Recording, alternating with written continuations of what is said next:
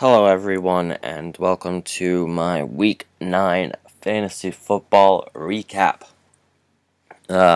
Hoping to kind of regain a little bit of confidence after last week's blowout loss. We have this week to start out the scoring.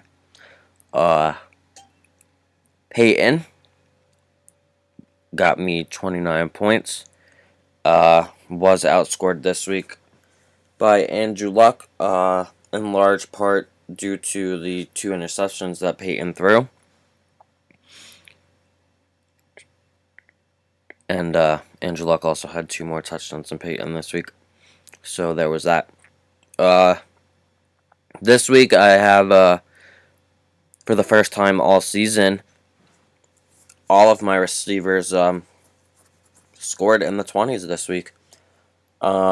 Picked up Martavis Bryant from the Steelers and Odell Beckham Jr. from the Giants this week, just to switch things up at receiver, and it did pay off.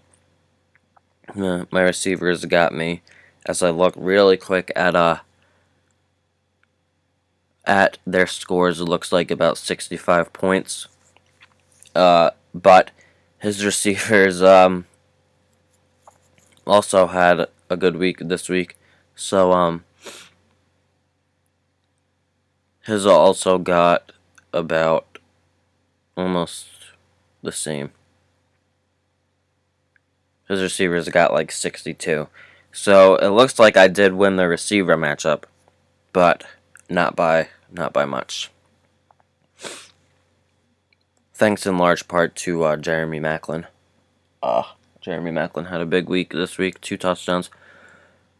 Martavis Bryant did have 2 touchdowns too, but not nearly as...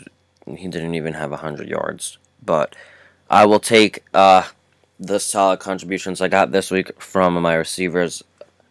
Now, unfortunately for me, looking ahead into next week, Deshaun Jackson has a bye, and he's been probably my most consistent player recently.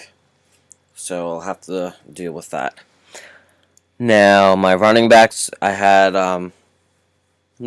Marshawn Lynch had a big game.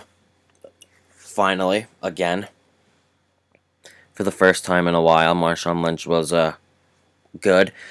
The Seahawks finally decided to run the ball a little bit more this week. So, Marshawn Lynch got me 41. And Bobby Rainey, who had a majority of his points in the first half, and then Tampa decided to stop running the ball, and that's probably why they lost, because Cleveland is an easy team to run the ball against.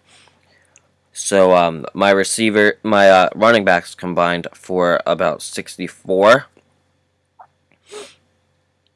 But again, my opponent was not too far behind me there either, winning in large part to Mark Ingram, who had 2 touchdowns over 100 yards, and the Saints ran the ball 30 times with him. So I did though win the running back battle. Looks like 64 to about 60 even. Zach Ertz. I'm pretty much done with Zach Ertz now. Going on to my tight end. He has been just not really on the field that much. So, we already got rid of him for next week. Picked up a new tight end, Travis Kelce from the Saints. We are parting ways with Zach Ertz because he only got 1 point last week. He hasn't really had a good week in a while, and he only had like 2 good weeks out of 9 so far this season, so we are going to part ways with him. And I, of course, lost the tight end battle this week. 21-1. That's a 20-point difference in tight end. Sweejum had the 5 extra points. So he got me 5 points up against Graham, who only had 4 extra points. So I won the kicker matchup 5-4. Now going into team defenses, my 2 defenses combined only scored 16, and his defenses scored 19. Going into my defense a little bit more, Washington, I don't know what happened to them in the second half. They gave up almost all of those points very late in the game because they had me over 20 points into the third quarter. So they gave up a lot of points in the second half against Minnesota. Going into my individual defensive players, we had a solid week from Michael Kendricks, who I just picked up this week. Michael Kendrick from the Eagles got me 23. Also picked up Jameel McClain this week from the Giants, he got me 11.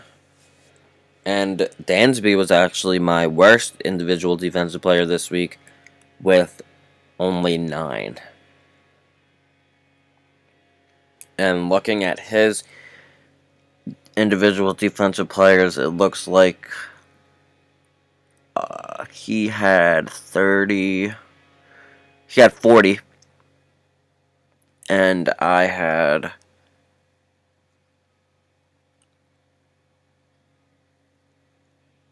41. No. 43.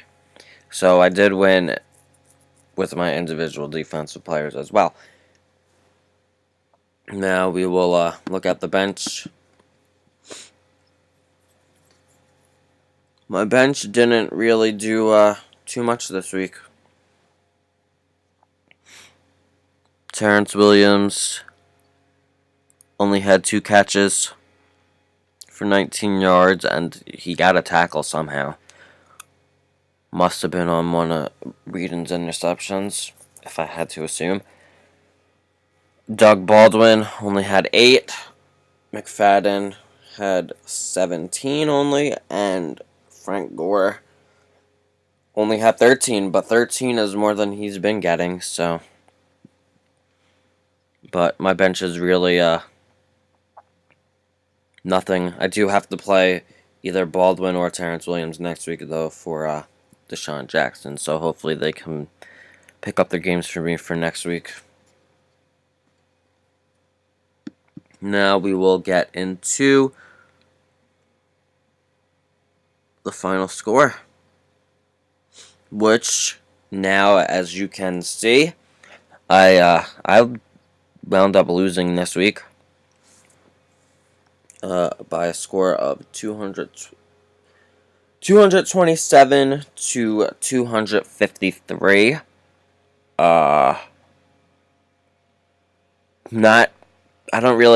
can't be mad about this loss, really. Basically, I lost because of Zach Ertz. Is really the only thing I can point at. There was a 20-point difference there at tight end, and I lost by that.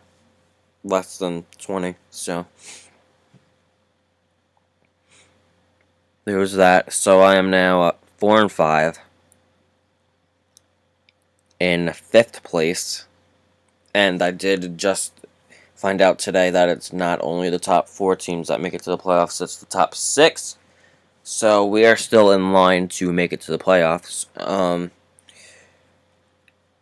Besides this team, as many of you may have guessed, I would have beaten everybody else in the league, except for the person that I played this week.